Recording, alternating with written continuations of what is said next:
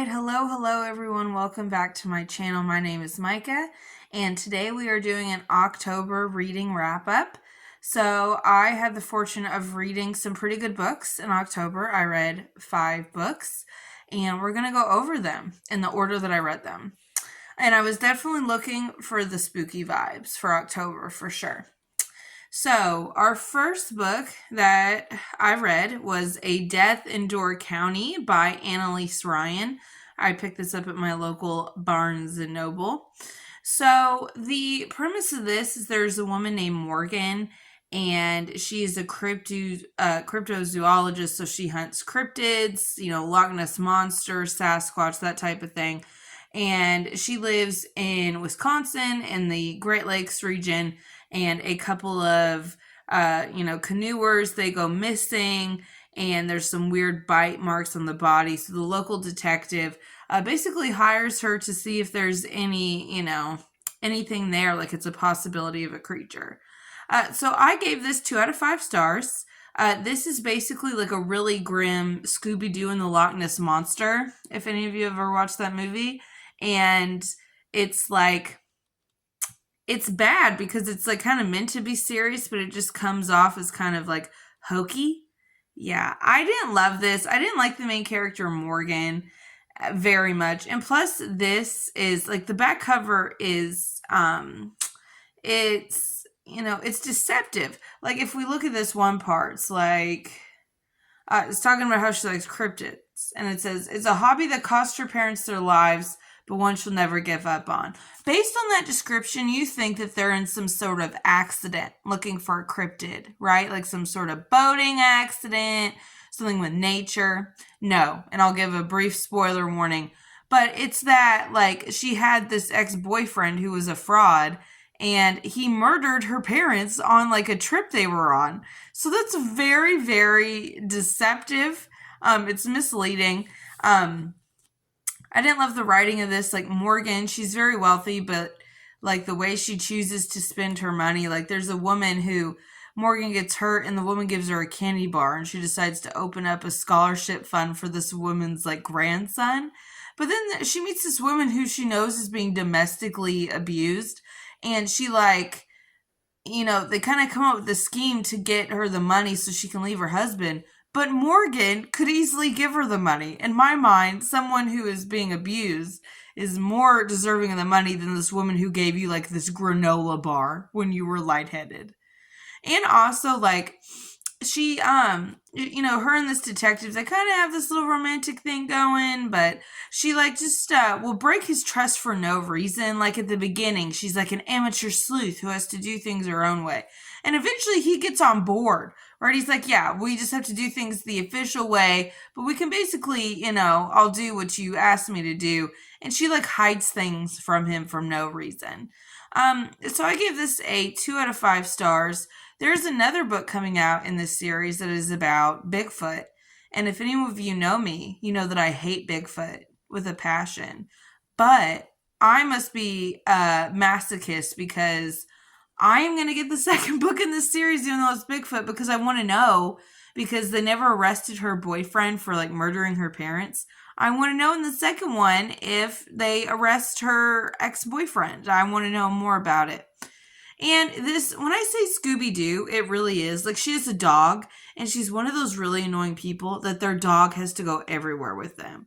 I'm not talking about just, like, on a nice day out, but, like, to eat everywhere. Like, she talks about how she won't go with anyone unless she's allowed to bring her dog. And, like, there's some scary parts where her life is in danger, and she's just thinking about her dog the whole time.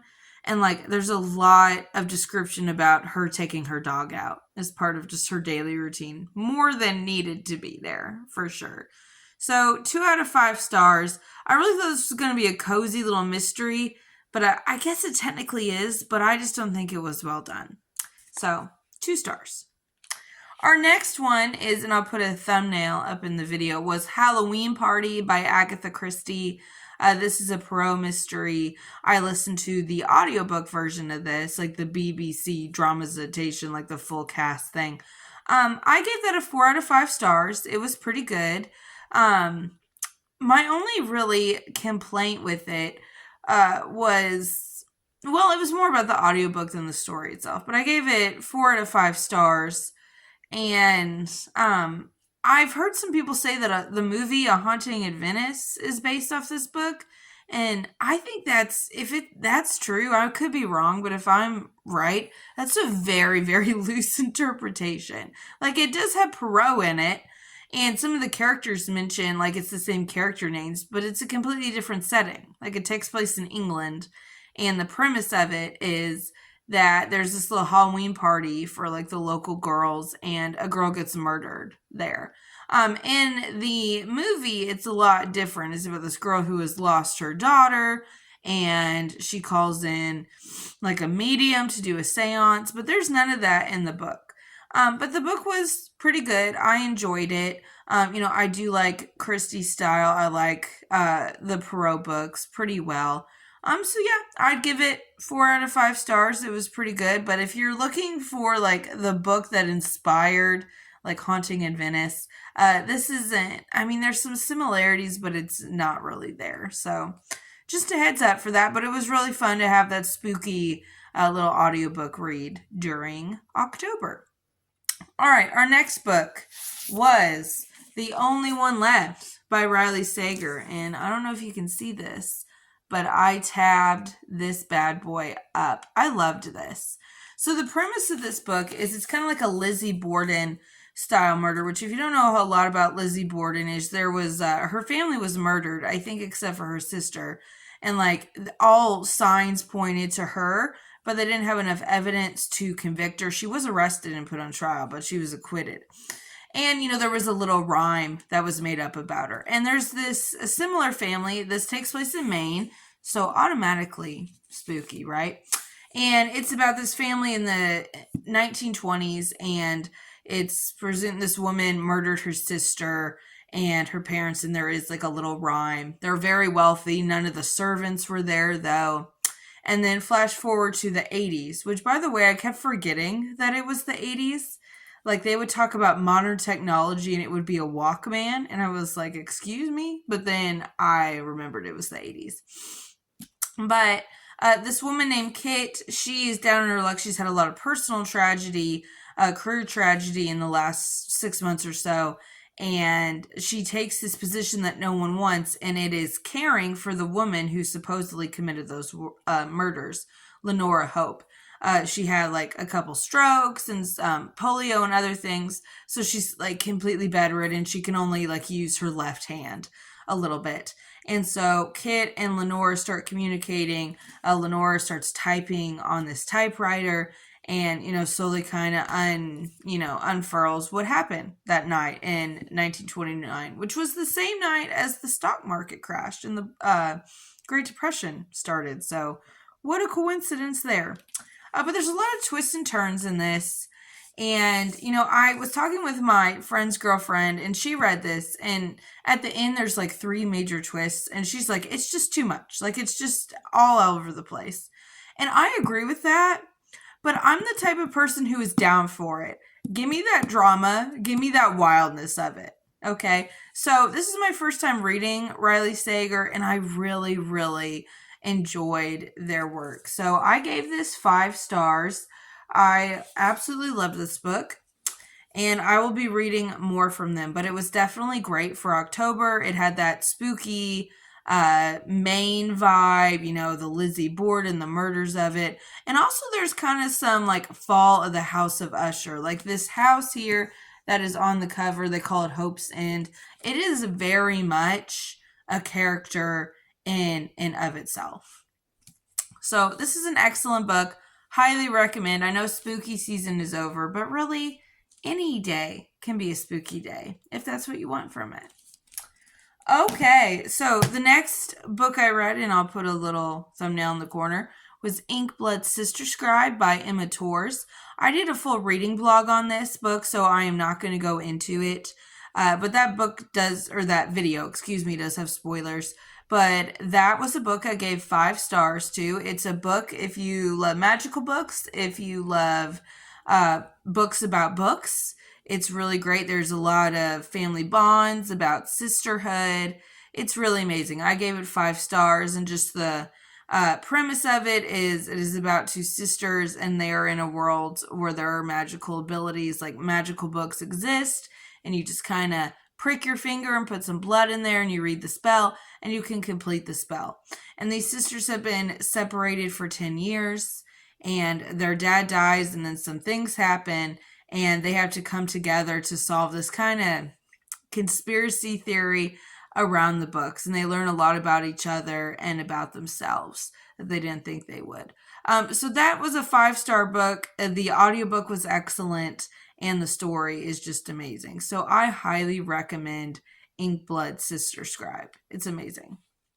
But just for that one, there is some content warnings. Like I said, they have to prick themselves a lot for blood for the books, and in some cases it gets a little bit gory, and so basically content warning for self-harm. So just heads up on that. Then the last book I read was Starling House by Alix Harrow. This was a book of the month for October, and I really played myself because I've never done book of the month before, and I've done it, and now I love it. I've created a whole new spending habit for myself, which I didn't need, but oh well. But this cover is just absolutely gorgeous. I love the cover of this, and I love this author's writing style. I am planning on doing a video specifically about this book and 2 other books, so I'm not going to get into it too much here. I'm going to really dive in. When I do that book, I have to read one more book to kind of finish out. But what this is about, it's about a young woman. She's 26. Her name's Opal. She's an orphan. She's a high school dropout. She is caring for her 16-year-old brother, Jasper.